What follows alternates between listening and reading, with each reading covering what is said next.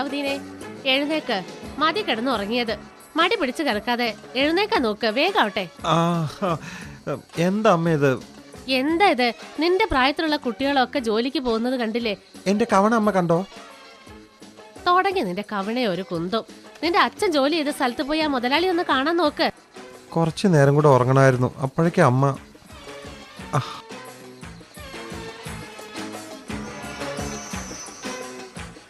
അലാവുദ്ദീൻ, വേം പോ മോനെ.